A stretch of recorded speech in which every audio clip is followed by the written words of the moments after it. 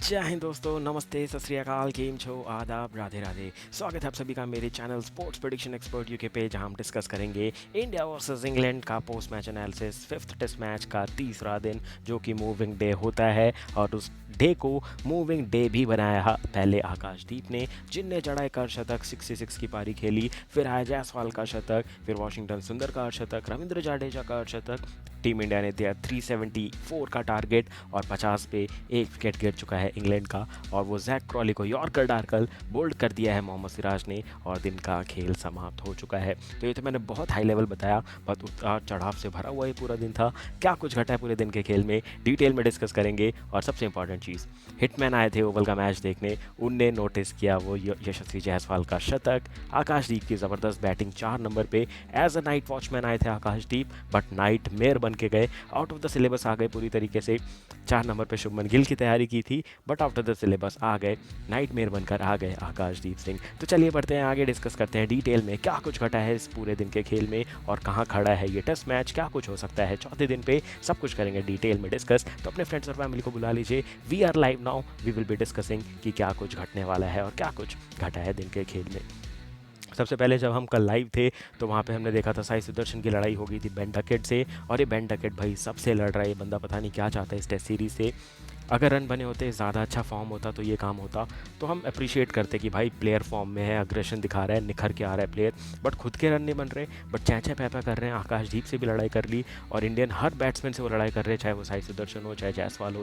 के राहुल से उन्होंने पंगे लेने का ट्राई किया, बट के राहुल बिल्कुल रिस्पॉन्स नहीं करते। शुभमन गिल को भी उनने पिछले टेस्ट मैच में चिढ़ाया था कि 600 run is more than enough for this fellow, ऐसा करके बोला था। जडेजा को भी वो स्लेज कर चुके हैं, वॉशिंगटन सुंदर को भी पिछले टेस्ट मैच में स्लेज किया था जब वो दोनों शतक के लिए खेल रहे थे और इंडिया ड्रॉ के लिए खेल रहा था, तो वह यहाँ पे भी देखने को मिला था। बट एक तरफ से अडिग थे, टिके हुए थे यशस्वी जायसवाल और आकाशदीप, जिनने दनादन पिटाई करनी चालू की। दोनों के बहुत ज़्यादा मौके थे जो कि कैचेस थे, ड्रॉप ज़रूर हुए, but at the end of the day cricket is a game where आपको अगर लक मिलता है, आपका फॉर्म होता है, तो आप ज़रूर रन और विकेट्स लेते चले जाते हैं। तो यहाँ पे सिलसिला धीरे धीरे आगे बढ़ा, पार्टनरशिप 100 रन के ऊपर हुई, बट उसके बाद एक बहुत तगड़ी चीज़ हुई, वो था आकाशदीप का 50 और ये गले मिलने का तरीका। जब आकाशदीप सिंह ने पहली इनिंग में आउट किया था बेन डकेट को, तो कंधे पे हाथ रख के बोला था, भाई क्या बोल रहा था, विकेट नहीं ले पाऊंगा, ले तेरा विकेट ले लिया मैंने। और उसके बाद जब बैटिंग करने आए तो बेन डकेट को बोला, भाई जितनी तूने बॉल नहीं खेली उससे ज़्यादा मैं बॉल इस पारी में खेल चुका हूँ।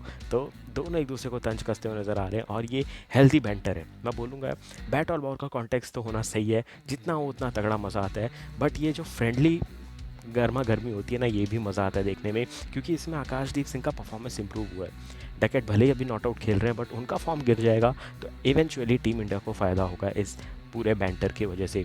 उसके बाद यहाँ पे मैंने पहले ही फोटो डाल दी है कि जहाँ पे आकाशदीप सिंह, बहुत अपील हो रही थी उनकी, उनको विकेट नहीं मिल रहा था, अंपायर्स कॉल बहुत ज़्यादा हो रहे थे। और एक चीज़ शायद आपने भी नोटिस की होगी, जो मैंने नोटिस की इस पूरे टेस्ट मैच के दौरान, कि भाई इंग्लैंड अपील करती है तो सीधा अंपायर्स उंगली खड़ा कर देते हैं, चाहे वो रज़ा हो या फिर यहाँ पे उनके जो श्रीलंकन अंपायर है धर्मसेना, दोनों सीधा उंगली खड़ी कर देते हैं। वही इंडियन अपील करते रह रहे हैं हमारे पूरे टीम के प्लेयर्स, बट उंगली उठ ही नहीं रही है, अंपायर्स कॉल भी नहीं हो रहा है, और अंपायर्स कॉल पे बच भी जा रहे हैं, और इंडिया के डीआरएस फेस जा रहे हैं। सिराज आउट नहीं थे, शुभमन गिल ले चुके थे तीसरा फाइनल डीआरएस, तो डीआरएस नहीं बचे थे, तो वहाँ भी टीम इंडिया का लक फेवर नहीं किया, वरना आराम से हम 400 प्लस का टोटल दे सकते थे। और हमने देखा थोड़ी नेगेटिव बॉलिंग भी होती हुई नजर आई इंग्लैंड से, और इंग्लैंड बैकफुट पे नज़र आ रही है, क्योंकि ये मैंने आपको, जब इंग्लैंड ने अपनी प्लेइंग 11 अनाउंस की थी और बोला था कि बेन डकेट नहीं खेलेंगे, मैंने तभी ये चीज़ आपको बोल दी थी कि भाई बेन डकेट के टीम से जाने से बहुत बड़ा इंपैक्ट पड़ेगा बैटिंग, बॉलिंग और फील्डिंग प्लस कैप्टनसी पे, और वो असर अब सब दिख रहा है। बैटिंग छोटी हो चुकी है, बॉलिंग पहले ही ख़राब थी, क्रिस वोक्स चले गए, सिर्फ 3 बॉलर बचे हैं, फील्ड प्लेसमेंट बहुत ख़राब कर रही है इंग्लैंड, ओली पोप पूरे दिन बहुत ख़राब कैप्टनसी भी करते हुए नज़र आ रहे हैं, तो हर डिपार्टमेंट में बेन स्टोक्स को मिस कर रही है ये करंट प्लेइंग 11 जो इंग्लैंड की खेलते हुए नज़र आ रही है। उसके बाद अगर हम बात करेंगे, कल जो जायसवाल का 50 आया था उसका सेलिब्रेशन आपको याद होगा, वो बहुत अग्रेसिव था। वो क्यों था? उसका रीज़न ये था कि उनके सेकंड इनिंग में रन नहीं बने थे, इसलिए जायसवाल को प्रूव करना था कि भाई उनका सेकंड इनिंग एवरेज अच्छा नहीं है, तो वो उनने बहुत अच्छा काम किया, तो वो एक हमारे लिए पॉजिटिव था। ओली पोप की टेस्टिंग बहुत ज़्यादा हो चुकी है, बेन स्टोक्स को मिस कर रहे हैं, वो बहुत बड़ी बात है। आकाशदीप बहुत तगड़ी बैटिंग कर चुके हैं, आउट ऑफ द बॉक्स है, जब मैं जो आपको बार बार बोल रहा हूँ। और साथ ही साथ आकाशदीप की जब भी 50 आई ना, तो मेरे दिमाग में सीधा वो बीजीटी का टेस्ट मैच आया था, ब्रिस्बेन का टेस्ट मैच आया था, जहाँ टीम इंडिया को फॉलो ऑन बचाना था। वहाँ भी कुछ 31-32 रन की पारी खेली थी आकाशदीप सिंह ने, और वहाँ विराट कोहली, रोहित शर्मा सब ड्रेसिंग रूम में आके ताली ऐसे बजा रहे थे जैसे कि हमने टेस्ट मैच जीत लिया है। तो वहाँ पे भी आकाशदीप सिंह ने प्रूव किया था कि वो अच्छी बैटिंग कर सकते हैं, और वो उनने यहाँ पे फिर से करके दिखाया है। तो मैं यहाँ पे एक और बहुत बड़ी स्टेटमेंट देने वाला हूँ कि यहाँ से आकाशदीप कुछ नहीं तो 3-4 साल लगातार क्रिकेट खेलने वाले हैं, टेस्ट फॉर्मेट खेलने वाले हैं, हर्षदीप सिंह से पहले, हर्षित राणा से पहले, माफ़ कीजिएगा, अर्शदीप से पहले। और अगर शमी नहीं आते हैं तो पक्का से सिराज, बुमराह और आकाशदीप पहले 3 ऑप्शन होंगे। उसके बाद शार्दुल प्रसिद्ध कृष्णा रहेंगे ऑप्शन में, बट अब मेन प्लेइंग 11 के हिस्सा बन चुके हैं आकाशदीप, जिस हिसाब से वो बल्लेबाजी कर रहे हैं। उसके बाद सबसे इंपॉर्टेंट क्या हुआ, 50 तो बन ही रहे थे, जायसवाल का 50 हो गया था, वो शतक की ओर थे। यहाँ पे फिर आकाशदीप ने 50 बना दिया, भले वो 66 पे आउट ज़रूर हुए, बट इसके साथ होता है 107 की पार्टनरशिप, चौथे विकेट की होना वो बहुत बड़ी बात थी। और आकाशदीप सिंह का भी सेलिब्रेशन बहुत ज़बरदस्त था। पहले तो पूरा पंप अप नज़र आ रहे थे, बट यहाँ पे अगर आप देखेंगे शुभमन गिल और जडेजा को, दोनों बोल रहे थे भाई हेलमेट निकाल के सेलिब्रेशन कर, इतना तगड़ा परफॉर्मेंस किया है। बट ये बहुत तगड़ा, मतलब बोला जाता है ना कि टेल एंडर्स बोल बोल के तंग कर दिया है कि भाई टेल एंडर्स नहीं है हम प्रॉपर बैटिंग कर सकते हैं, वो दिखाया यहाँ पे आकाशदीप ने। और फिर कैमरा एक तरफ फोकस करता है रोहित शर्मा पे, द हिटमैन शर्मा दिखे ग्राउंड पे मैच का मज़ा उठाते हुए, और एकदम सही दिन पे पहुँचे थे जहाँ टीम इंडिया की पकड़ मजबूत होती जा रही थी टेस्ट मैच में। और टेस्ट मैच अचानक से पलटी मार गया जैसे ही शुभमन गिल आप आए बैटिंग कर रहे हैं, तब थोड़ा मैच अलग हो गया था क्योंकि आकाशदीप आउट हुए थे। बट मोमेंटम शिफ्ट हुआ था जस्ट लंच से पहले टीम इंडिया 72 पे 2 विकेट नुकसान हो चुका था। बट बहुत शानदार पारी खेली शुभमन गिल ने भी, जो पहले 11 रन बनाए वो तो बहुत अच्छे नज़र आ रहे थे।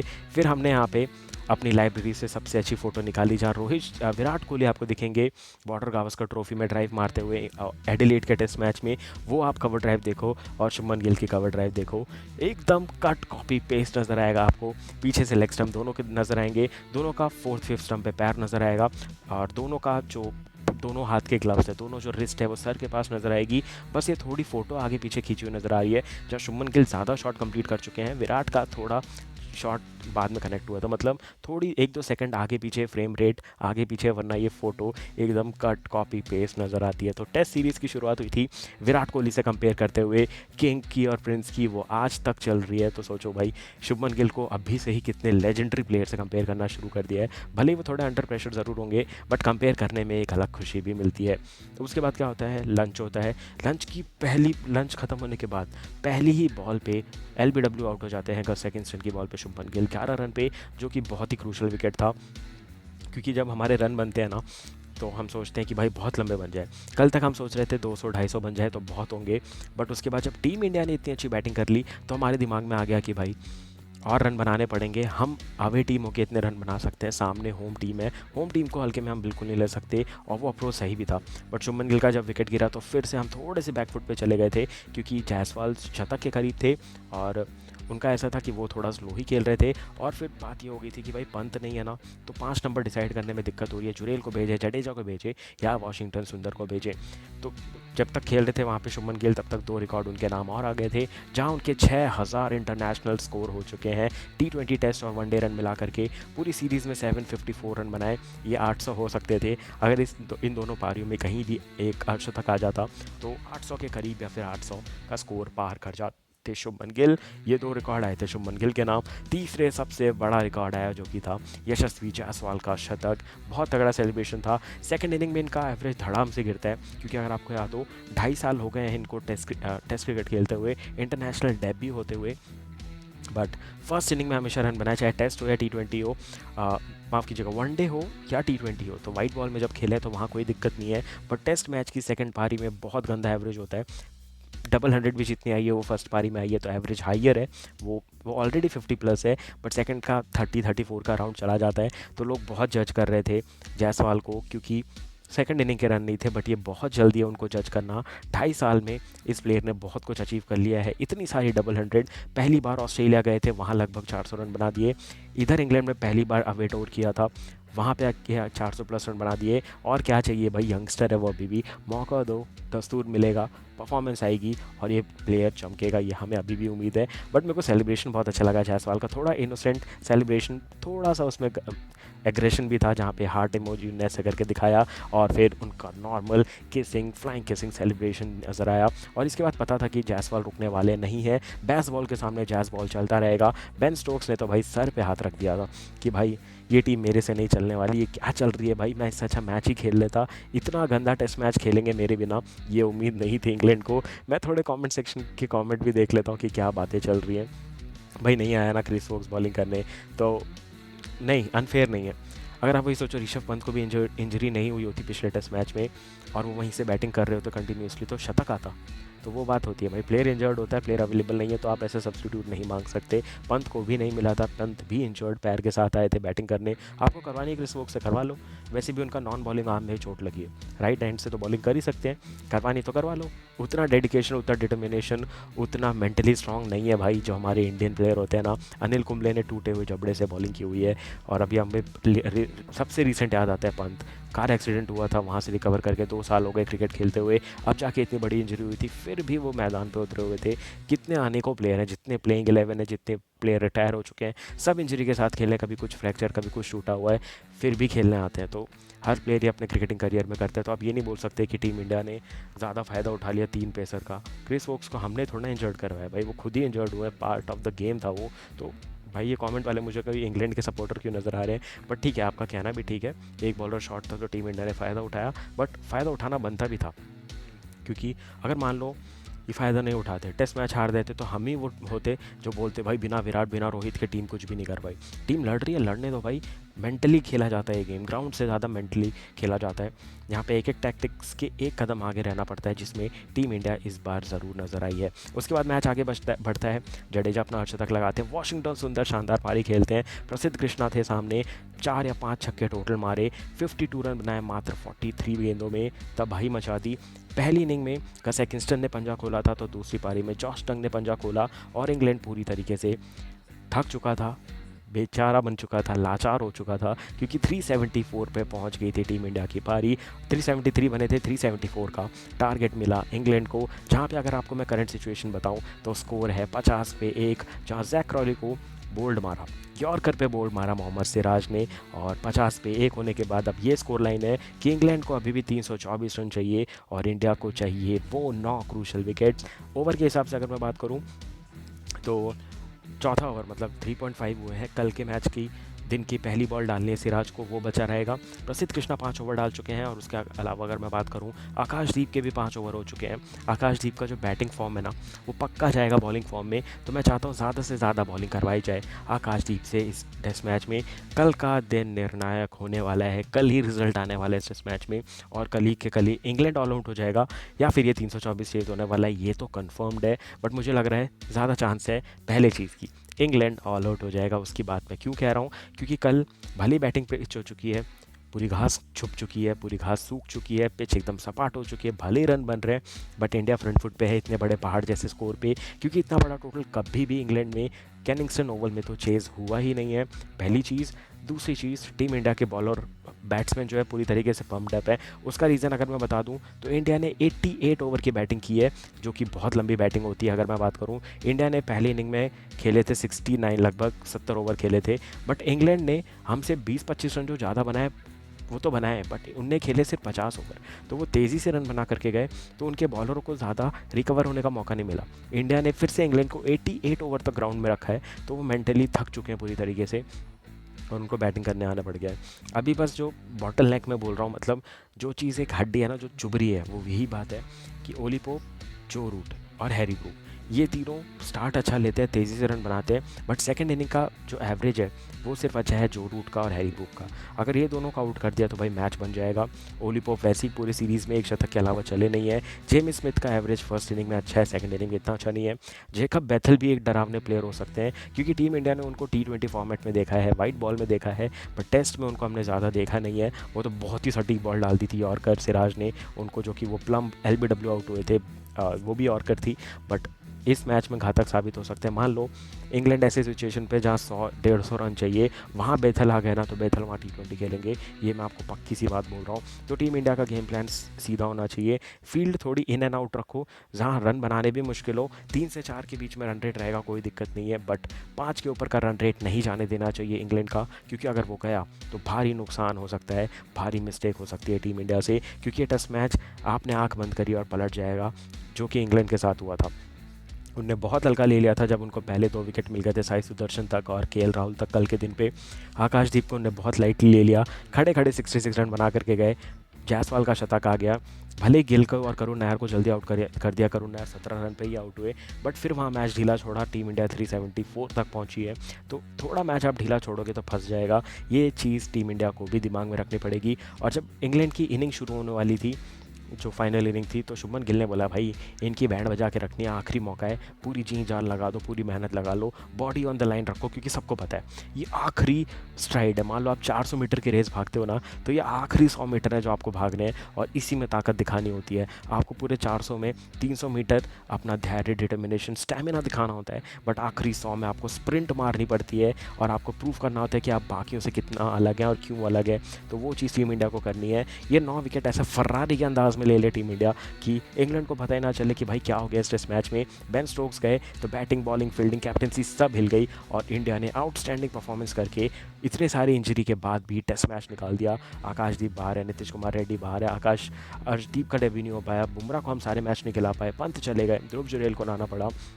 फिर अभिमन्यु ईश्वरन बस ऐसे जिनको इस सीरीज़ में मौका नहीं मिला, कुलदीप को नहीं मिला, अर्शदीप को नहीं मौका मिला, बट ऑल इन ऑल जो हमारे पास टीम थी वो इंजरी से भरी हुई थी। नीतीश कुमार रेड्डी सबसे बड़े एक हमारे इंटीग्रल पार्ट थे, जो कि middle order, lower middle order को संभाल सकते थे। उनके जगह फिर वाशिंगटन सुंदर को लाना पड़ा, जो कि ब्लेसिंग इन डिस्गाइज हो गया। टीम में एक शतक लगाया, अबर शतक लगाया, और टीम की नैया पार लगा दी है। कल मैं बहुत ज़्यादा पॉजिटिव हूँ, 2-2 होने वाला है। तो टीम इंडिया और इंडिया फ्लैग डालना शुरू कर दीजिए इन दी कमेंट सेक्शन। और भाई ये शुभमन गिल की फ़ोटो लोगों को बहुत पसंद आ रही है। भाई ये टॉस की फ़ोटो है अराउंड फर्स्ट या सेकंड टेस्ट मैच की, मैंने उसमें एडिट करके 374 का स्कोर एंड सीरीज़ ड्रॉ का ही मैंने डाल के रखा है। तो 10 विकेट लेने थे, अब 9 लेने हैं, वो तगड़ी चीज़ है। एक और चीज़, जडेजा ने बहुत रिकॉर्ड अच्छा तोड़ा है। जडेजा की बात हो रही थी कमेंट सेक्शन में, तो मुझे याद आया द्रविड़ के 103.2 के एवरेज का रिकॉर्ड तोड़ा है 5+ इनिंग्स में। जडेजा ने बहुत अच्छा फॉर्म दिखाया है इस साल, उनका एवरेज छलांग मार गया है भाई, 50 के पार एवरेज गया है 2025 में जडेजा का। वो जो कि 25, 30, 35 पे ही रुकता था, क्योंकि लोअर मिडिल ऑर्डर के साथ खेलते थे, टेल के साथ खेलते थे, बट इस बार पूरा मौका मिला था, दस्तूर मिला था। एक टेस्ट मैच जीते जीते 20 रन से हार गए थे, वो दिक्कत नहीं है, बट उसके बाद पिछला टेस्ट मैच ड्रॉ करवाया, और आज वाशिंगटन सुंदर के साथ ऐसी जगह पे खड़ा करवा दिया है जहां हार तो नामुमकिन है। इंग्लैंड खेल गया तो ड्रॉ तो भूल जाओ, इंडिया ही जीतने वाला है भाई, और कोई ऑप्शन नज़र नहीं आ रहा है। और भाई यहाँ पे 2-2 की बराबरी हो गई, तो हमें WTC पॉइंट भी मिलेंगे, और सबसे इंपॉर्टेंट चीज़ ये है हम टॉप 3 पे बने रहेंगे, तो हम कभी भी टॉप 2 में जा सकते हैं। इसका फोकस करना पड़ेगा टीम इंडिया को। गिल के बारे में आधे लोग पॉजिटिव बोल रहे हैं कमेंट में, आधे लोग नेगेटिव बोल रहे हैं, बट पहला दौरा था यार, इतना मत जज करो। अगर मैं भी बोलूँ ना, अगर मेरे को आप पहली बार इंग्लैंड में जाके कैप्टन बना दोगे ना, तो मेरा माइंड थोड़ा शिफ्ट हो जाएगा कैप्टनसी पे, ज़्यादा फोकस कैप्टनसी पे होगा, क्योंकि आप बैटिंग बचपन से करते आ रहे हो, बट कैप्टनसी आप पहली बार देश की कर रहे हो, तो आप सोचोगे भाई कैप्टनसी पे फोकस कर लेता हूँ, और आप सिनेरियो भी दिमाग में वही सोचते हो कि भाई मान लो ऐसी सिचुएशन आ गई तो मैं क्या फील्ड प्लेसमेंट रखूँगा, कहाँ फील्डर रखूँगा, बॉलर को क्या डालने के लिए बोलूँगा, और थोड़ा अलग सोच के कैसे आउट कर सकते हैं, वो सब चलेगा। आप बैटिंग को थोड़ा साइड में कर देते हैं, क्योंकि आपको लगता है कि भाई ये तो मैं दिन रात करता हूँ, आंख बंद करके भी कर लूँगा बैटिंग, थोड़ा कॉन्फिडेंस बोल रहा हूँ मैं, ये ओवर कॉन्फिडेंस नहीं है, तो ये चीज़ हो जाती है। तो मुझे लग रहा है वो चीज़ हुई है, बट फिर भी भाई ना बोलते हुए 754 रन बनाना मजाक नहीं होता है, जो कि करके दिया शुभमन गिल ने। क्योंकि आप देखो इंग्लैंड के, मैं ये नहीं बोल रहा कि सपाट पिच थी तो बन गए, सामने इंग्लैंड की टीम में भी देखो, जेमी स्मिथ का मैं आपको अभी रिकॉर्ड दिखा देता हूँ कि इंग्लैंड की तरफ से हाईएस्ट स्कोर अभी तक किसका है। जेमी स्मिथ का ये कंफर्म है, मैं आपको रन बता देता हूँ, और उसमें जेमी स्मिथ के रन में 100 रन और जोड़ देना। बेन डकेट के हो गए अभी 442, मान लो 150 भी बना गया वो बंदा, फिर भी 600 तक नहीं पहुँचता। तो आप वही सोचो, 754 बहुत रन होते हैं। ईजी होता है बहुत प्लेयरों को जज करना, डिमोट करना, डिमोटिवेट करना, फालतू कमेंट्स करना, बट प्रेज़ करना is the best option. Praise करो प्लेयर को भाई, बहुत अच्छा सीरीज़ गया है ये। अगर मैं बात करूँ टॉप के सारे प्लेयरों का, जायसवाल का, KL राहुल का, फिर उसके बाद शुभमन गिल का, फिर करुण नायर थोड़ा और इम्प्रूव कर सकते हैं, साई सुदर्शन भी थोड़ा और इम्प्रूव कर सकते हैं। पंत की ये सीरीज़ बहुत तगड़ी रही थी, जडेजा की सीरीज़ बहुत तगड़ी रही, वॉशिंगटन सुंदर की ये सीरीज़ बहुत तगड़ी रही, सबसे तगड़ी सीरीज़ रही है सिराज की, जिनने 17 विकेट लिए हैं एंड अभी 18 हो गए एंड काउंटिंग, 20 के ऊपर पक्का जाने वाले हैं, अपना ही रिकॉर्ड तोड़ने वाले हैं जो कि इनने बीजीटी में किया था 17 विकेट का रिकॉर्ड, वो तोड़ चुके हैं। देखते हैं और कितने विकेट ले पाते हैं। शार्दुल और इम्प्रूव करेंगे, प्रसिद्ध कृष्णा और इम्प्रूव करेंगे, अर्शदीप को देखेंगे हम, शायद बहुत जल्दी डेब्यू मिल जाए अगली सीरीज़ में। बट बुमराह, अभी मैं आपको उनका अपडेट दे दूं, वो एशिया कप भी नहीं खेलने वाले हैं, तो उनको लंबा ब्रेक मिलने वाला है आने वाले 2-3 महीनों में। तो कैसा लगा ये अपडेट, कैसा लगा ये हाईलाइट, और कैसा लगा कल के दिन की प्लानिंग का डिस्कशन। मिलूंगा कल आपको सारे क्रिकेटिंग पैक्ड एक्शन के साथ और इसी उम्मीद के साथ, इसी न्यूज़ के साथ कि टीम इंडिया ने जीत लिया है 5वां टेस्ट मैच और कर दिया है टेस्ट सीरीज़ को 2-2 से बराबर। ये न्यूज़ मैं आपको ज़रूर शेयर करना चाहूँगा, तो उस पर मैक्सिमम लाइक का टारगेट करेंगे। तो मिलूंगा बहुत जल्द आपसे आने वाले मैचेस के साथ, तब तक के लिए thank you for watching this video guys, take care, bye bye and शबा खैर।